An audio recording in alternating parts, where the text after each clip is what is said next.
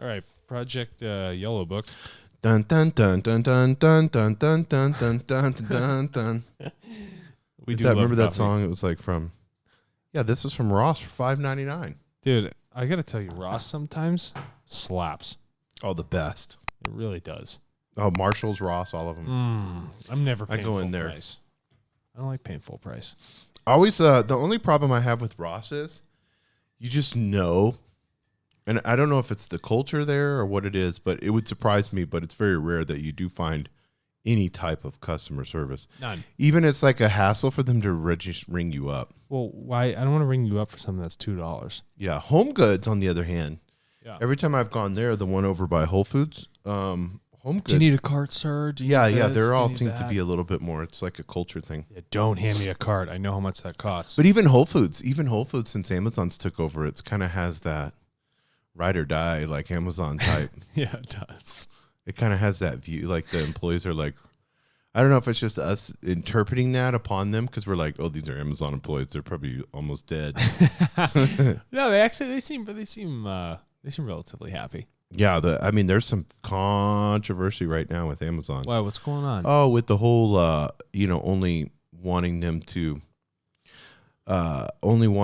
work for. So they want factory workers to only work for 3 years, because Jeff Bezos, executive, has said this. Not Jeff Bezos. So if Jeff Bezos is listening to this, I love Amazon. I order your shit every day, but they're saying that Jeff Bezos said that the natural tendency of a person is to be lazy.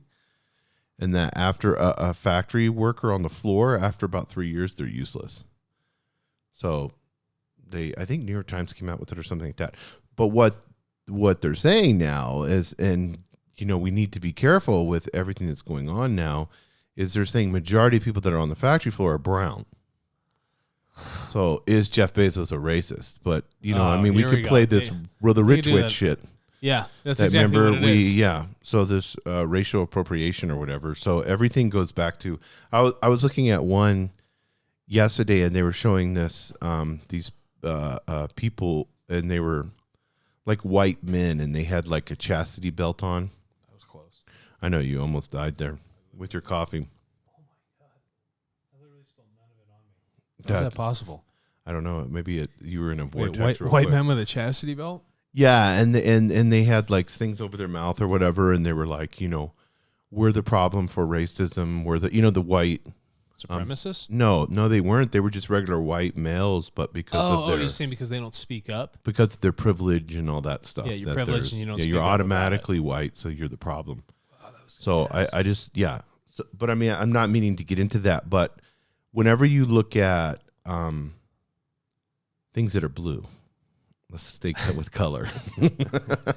Well, this is a bad transition. Up in the Hindu Kush, blue people were persecuted. Yeah. Anybody who's essentially who feels like the other, people are going to persecute you. Oh, it's just so funny, bro, that we decided to pick color. It's like we could have picked like eye color or something like that. It's the same. Yeah, or the way you grow your beard. It's like it's literally like my hair. The same gene that gives me different color skin. Yeah, it's the same gene that decides whether I'm going to go bald or not. It's like be racist towards bald. Like, oh wow, you have amazing hair. You're absolutely beautiful. Or you're, you know what I mean? It's not even that. Skin color is not a big deal. No, it's not. I think. There was a professor once that was trying to... One? Yeah, there's one good professor left. There was one professor I had that was trying to tell me that racism was a function of animal husbandry, and that the ideas of racism only came up when people were like dealing with quality of breeds. I don't know. I'd have to do more. What's it? But it's a slavery. No, I'm not talking here. I'm just because there's slavery everywhere. No, it was before that. Because they would hire tribes and much then before conquer. That. And I was like, I can't really remember how he made the jump from animal husbandry to like. Well, what people don't realize, it's not just. There's always been slavery. There's slavery going on right now. Well, there's white people have been slaves for a long time also. Oh yeah, we had Irish people that brought, and Jewish they were slaves. people. Yeah. There's the list goes on. Humanity's gone through the ringer here. But even in England, before the United States was even invented, they had slaves. Yeah, they had Asian slaves and stuff like that. And then And then you had tribes would take over even before that, if we want to go way back, in all parts of the world. Yeah. Whether you want to go way up north with the Vikings or whether you want to go to Africa or wherever continent you want to hop onto, if a tribe took over another tribe, they would kill most everybody, but then they would take a certain percentage and make them slaves. Yeah. You'd be That was just slaves part of it. because that was the American Indians did spoil. that. It was spoils of war at that point. Oh, not to mention the women and children got raped. Yeah. Yeah. I know it seems pretty terrible now, but man, it was bad. That was that was the tribal. That was part of it. It's just amazing we can't figure it out. Well, There's so much. Just people only see difference rather than commonality. well, it's like, we have borders and flags now, but you think about it back then. It's like, I'm part of this tribe, okay, and you're part of that tribe, so I have to kill you. yeah. Oh, you're in the northern tribe. It's Well, I'm like- in the southern tribe, but we're both in the same conglomerate of tribes. Yeah, and it's like that. I watched that Netflix samurai thing that they had. No, I didn't see it. Yeah. Oh, it's great, bro. You should watch it. So it talks, and basically everybody had like these little regions that they like the samurai was in charge of, and they just tried to kill each other all the time, and like wives would like make allegiance with other samurais and then kill their husband, who was the ruling samurai, because samurais ruled Japan for a while. It's the Shogun Empire. Yeah, yeah. And they were showing and then they were just always trying to. But one samurai made a good statement. He goes, "It's who we are. That's what we do as people. We war." He goes, "If I don't go to war, I'm going to have problems." So he decided to take on Korea, which was a bad idea. Interesting. Yeah, so that shows that. But because he was like, "There's no war, and I've already conquered most of all the stuff." He goes, "The only place I have left is Korea." But that's that's a whole different ballgame there. But I'm surprised South Korea hasn't done anything to North Korea. I think Or it hasn't. I'm surprised we didn't. Patton wanted to do that. What? Because he was already in the Korean War. He was like, made a little push. He goes, "Let's just the Chinese aren't going to fuck with us." Because that was the worry, is that China would fuck with us with North Korea. Yeah. He goes, "We could literally take over North Korea and give it to South Korea, and it would just be Korea." And I don't understand why we didn't. Patton also wanted to finish off Russia too. Yeah, let's keep pushing. Bro, chill. He died, but Yeah. Chill. I think he died by a stray bullet, or it was something weird. Gosh, now I gotta look it up. He was on an island or something. I don't know. That Was it? He was badass. Were the Clintons involved? Yeah, the Clintons were involved. This was the He first sustained person. a spinal cord and neck injury in an automobile accident. That's what it was. in, Was he on a Jeep? Neckarstadt, Germany. Pulmonary embolism as a result of the accident. Sucks because Freak car accident. like him and MacArthur, all those generals back, Eisenhower, bro.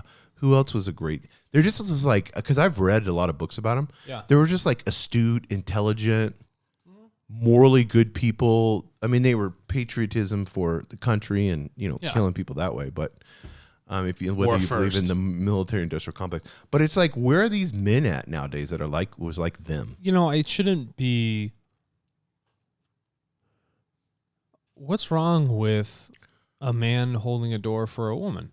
Yes, are reading a book at night. How many men do that? To be, how many men back in the old days were philosophers on top of their job? Yeah, but think about it. Like, just because a woman still likes a man to do man things doesn't take the power away from a woman. Mm-mm. Does it? No. I always open the door for... Well, you can't shove people into boxes because they still like doing things that are very masculine based. If she said I can get my own door, I'd be like, okay, cool. Okay, that's fine. But I mean, until then, I'm going to grab a door. I'm going to grab a door. If I go walk into a store and somebody's coming, I'll open the door for them. Yeah, and guess what? If there's a fire that's burning down a building, I'm going to go in there and save you first, the woman. Yeah. I'll be the first to die in there. I got to get you out of there. It's not save all the men first and the women and children can push them out. Yeah, no. No. But you can't be like, "Oh, you support this, you're a fucking fascist, you chauvinistic pig, you believe in a male patriarchy." It's like, no, that's not what it is. Some women just enjoy men doing those masculine things and them doing their feminine things. Yeah. What's wrong with that? There's nothing wrong with that. And I think it's gone so off the scale, bro. Off the scale, bro. Like off the charts. Now, this Olympic thing just pissed me off. But, with that, though, it's like then, some women or some men feel like they're forced into a specific political category or a category of how they should be thinking because people are like, oh, you can't think like that and think like this. What are you talking about? We can think all different. I can be progressive for women, progressive for men, but Right. still enjoy these older, more chivalristic things, whatever it might be. There's no reason why you can't. I think you also have to look at creational laws. Yeah. And you have to bring it back to nature. Well, look to nature. So when you look to nature has distinct biological. Do you think a guy's going to be walking around and be like, oh, I'm going to foster a child? I'm not going to go against religion because I see homosexuality, if you want to call it that word, we'll use it, the technical term, in nature. Monkeys do it to each other and everything else. So that's part of nature. So that's what nature's if doing. people want, it's just a sexual preference. And if people want to have sex with whoever, I don't care. I don't even think the monkey has sexual preference. No, yeah, I think it's just it's like a Roman, just fucks anything. Yeah, I don't care. But when you look at when there's procreation and evolution that's involved, and you get into evolutionary biology, now we've got some problems. Yeah, I mean, it doesn't align with an evolutive path. What's really interesting, there was a doctor on, and she has been, this is crazy, she has been measuring since the 1960s, an older doctor, testosterone levels in men and what's been happening. And it's so interesting because they've been dropping significantly. That's strange. And she believes that it's the way that society is putting pressure on men, and plastic. She thinks it's those two things. The amount of plastic that social pressures and plastic. Yeah, she thinks it's like from when we were kids and stuff like that with Tupperware and all that. Interesting. But it's the societal pressures have been, because most men live a fairly comfortable life. Most men haven't been, unless you've gone into the military and gone over to Iraq or something like that. Yeah. Most men have never experienced any type of hardship. Fucking logging or doing anything that's like that. They're not getting shot at. So she was saying that there's, guys in their 20s with testosterone levels like 400, 300. So are you saying that, is there a link with testosterone levels and, you're not a doctor, but I'm just asking, and certain negative catalysts, stressful catalysts? Yeah. Well, okay. So hormones play a huge role in the way that your mental health, if you're estrogen, so as a male, as a man, if you have super high estrogen and really low testosterone, a lot of things are going to happen into your body. One of the things chemically that happens is it causes your brain to, you can have bouts of depression. You can be over emotional, things that we're geared to have. The guys that and they've done studies on this, when you lift heavy weights, because that's a struggle, your body doesn't care that it's lifting a 45-pound cool bar. That's the latest curl bar. It's just all your body is saying, oh, okay, yeah, evolutionary. Yeah. I'm used to this. Long walks, long runs, all those things. Hunting, like if you're seeking something and trying to find it, and you could do that in hiking. You don't have to hunt and kill an animal. You could, do a geo-targeting, any of those things where you have to hunt for something. Your testosterone goes through the roof. Really? Yeah, like you climb, testosterone would be really high. I bet you it goes right up. Yeah, I have a point of focus. I'm like, how do I get there? Mm-hmm. Yeah, big struggle fest. But isn't that funny how evolution plays this role in and so now we're in these, like, just being chilly a lot of times. I don't know what's chilly right now in here for you, but just being, because I'm a big ape, so I always have it really cold. But just being chilly and then getting really hot. Like we had that happen all the time, because when you lived outside, your body would regulate, and that burns more fat than anything that you can do. I know, because when you go to bed, it's cold in the desert. When you wake up, it's hot as hell. So if we lived in Albuquerque, it would have been 100 yesterday, but last night it would have dropped down to the 60s. Mm-hmm.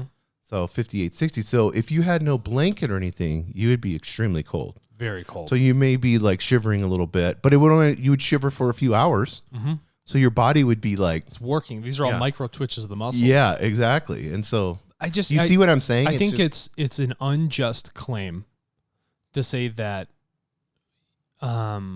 people think a specific way.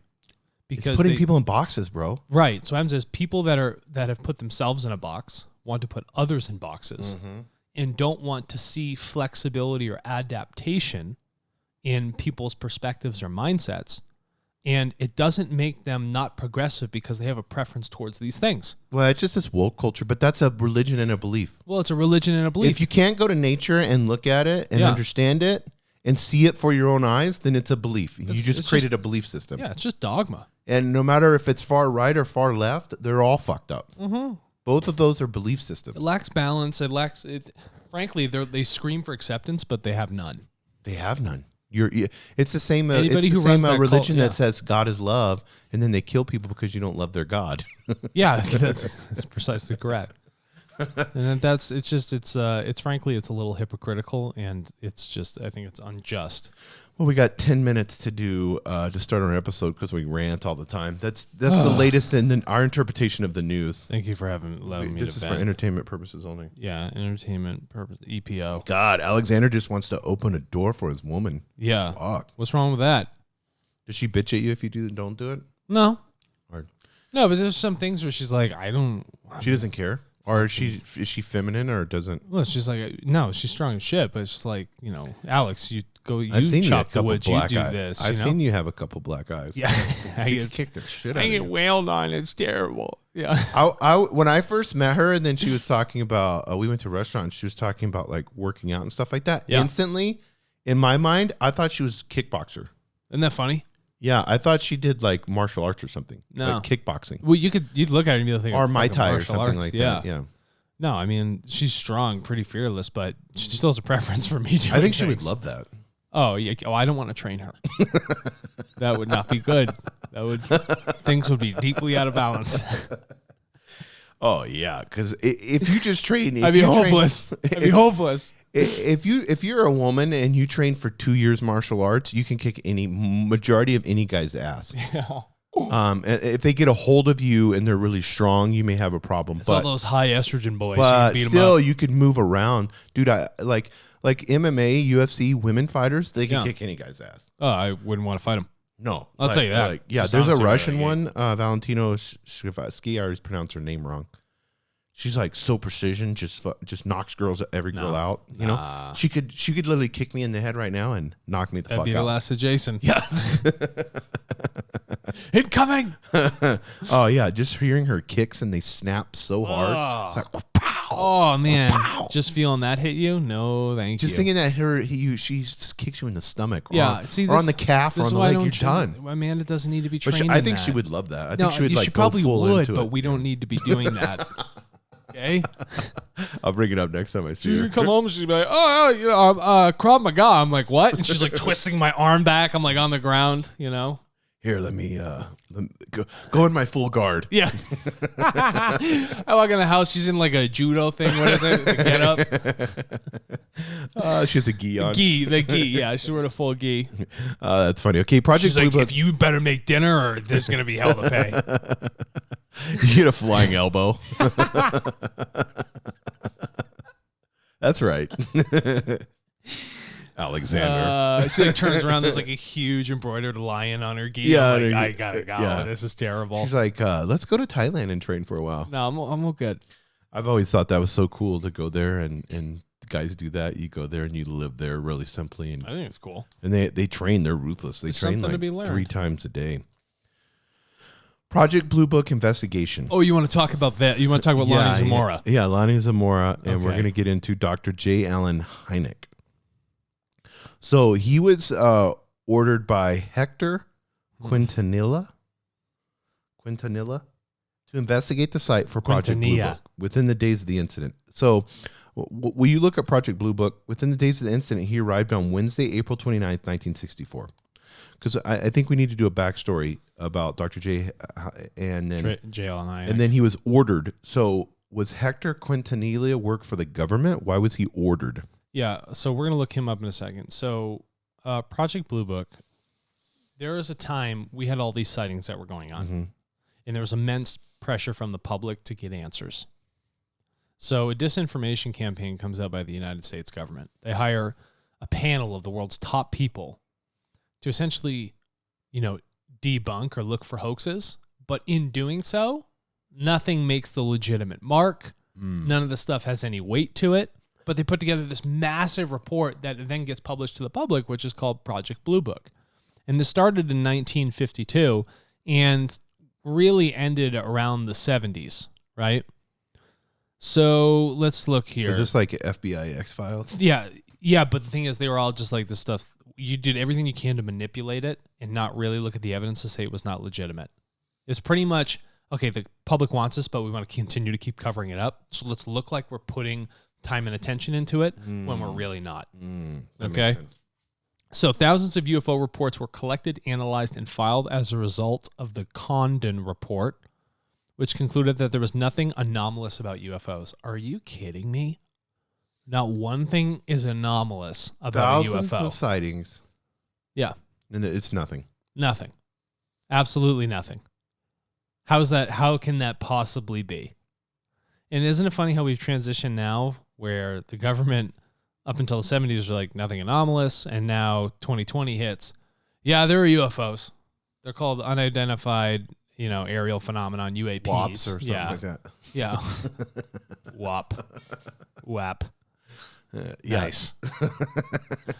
UOP. Yeah, UOP. And then, so that's the point of Project Bluebook. And let's look, who's this guy, Quintilla? Yeah, Hector, because Dr. J. Allen Hynek was ordered by him. Hector Quinn. Yeah, Major Hector. Yeah, okay. Oh, he's a major. So there was an era of Project Bluebook where somebody was leading it. So you had the Gregory era, the Friend era, and then the Quintilla era. So during the Quintilla era, Major Hector Quintilla took over as Bluebook's leader in August 1963. He largely continued the debunking efforts, and it was under his direction that Bluebook received some of its sharpest criticisms. Okay. And they said at this point, this is when Bluebook lost all credibility. So this is a Major Hector Quintilla. He orders Dr. J. Allen Hynek. Mm-hmm. This is funny. So we have a captain from White Sands. Yeah.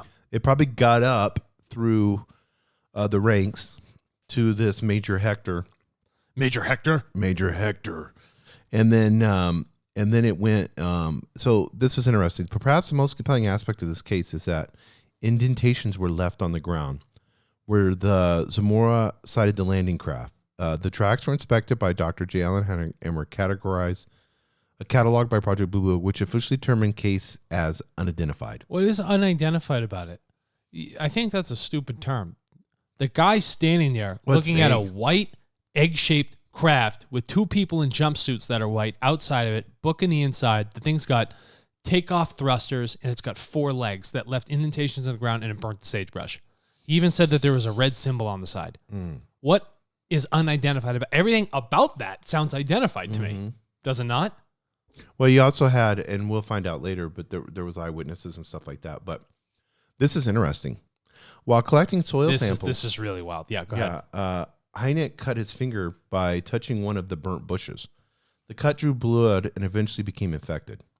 This is mentioned in a 1965 letter from Hynek. When asked about the case, Dr. J. Allen Hynek said this: "The thing that's puzzling to me is that I'm sure it must to the folks around here." That's funny. This is like 1960s. The thing that's puzzling to me is that I'm sure it must to the folks around here. Yeah, that's so 60s. Like, my grandparents had folks. Yeah, like what the hell? I certainly believe that Lonnie Zamora had a most interesting, significant experience, and I'm particularly interested in the tracks that were left and the analysis of the samples of material from those tracks. Until we know more about it, all I can say, rather disappointing to you, perhaps, is simply that I'm puzzled as you are. What is?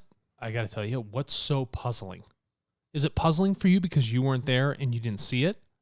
But is Lonnie Zamora outside with a blowtorch, burning brush, crystallized in the ground, putting depressions in? Well, let's get into this. So normal people, when you touch a bush, a burnt bush, it just disintegrates. You know what this? Yeah. Do you know what this tells me? It was sharply seared off. Yeah. Or it could have been crystallized like glass. Yeah, bro. Because whatever they're burning, that chemical or that is generating their thrust is a crystallization. Whatever the chemical compound is, we could probably find out under that heat and pressure what causes crystallization, and then we can actually backtrack that with that color to tell you probably what they use as a propulsion. Yeah, because if I go touch a burnt bush right now, it's not gonna cut me. No, I'm gonna get It'll soot. disintegrate. I'm Yeah, gonna soot on my hands. I was touching. I was up in Bandelier this weekend, and I was touching burnt trees because there was ground fires everywhere, right? And it's healthy for the forest at that point, for the coniferous trees or self-pruning and shit like that. Pine cones open up, seeds, whatever. But nothing cut my hands. I was walking on it, and I walk around in like bare feet all the time. Yeah, and when you do cut your finger, usually it just bleeds out. You put a Band-Aid on it or whatever, you're good. But he cut his finger by touching one of the burnt bushes. He touched it. Right. There's tons of sagebrush out here. You can touch it all you want regular, and it's not going to cut you. Something crystallized it into a sharpness that should not have existed. It's almost glass. So this is 1964 that this happened, 40, 50, 60 years. Sagebrush growth is really slow. I bet you could probably drive back to where this was and look at the growth patterns in that area over the 60 years. I'd be interested to see if anything has actually grown where the thrusters push the stuff down. And I would look for more crystallized stuff. We could probably drive down there. Do we know exactly where it is in Socorro? There's maps. I mean, imagine he There's mapped maps in it here. out. I would love to go down there, bro, and just look to yeah. stand in that spot. Why haven't we done that? We should. We should, yeah. So Hector Quinty, the chief of Project Bluebook, also weighed in on the case by saying one of the classic cases on file of the Air Force is the Socorro, New Mexico case, which occurred in April of 1964. It is one of the best documented cases on record. However, there's no indication that this vehicle, which a policeman, Lonnie Zamora, saw was interplanetary, or that it was beyond the state of the art of our present-day scientific knowledge. Bro, what? Yeah. Okay, so there's a couple of things here. It's not beyond the state of art of your present-day scientific knowledge is because you guys already have anti-grav technology. You got it in the 40s. That's obvious. What you don't know is the symbol. And you also don't know what planet they came from. It's certainly not Earth, so it would have to be interplanetary. What a nonsense, stupid statement. That's what this guy did. He just absolutely said everything was junk. He dismissed it all. So he says, this is interesting, that it's not interplanetary. Oh, here we go. I didn't even yawn. This is on you. Shame. And present-day scientific knowledge. Yeah. So either we have craft, other governments have craft. Yep. That is way far superior than ours, and he knows that, and no one else knows that, which would have put them in military security issues. Yep. National security is what he's saying here, because if the craft actually landed and was real, and we're going off of a policeman that has no reason to lie. Yep. From everybody as we get later when we look into the witnesses and look into him, he was an upstanding citizen, so. Why would he lie about this out of the blue? No and then, intended. Yeah. and on top of this, if it was something that was Russian or because in this time frame, why wouldn't they put a hammer and sickle?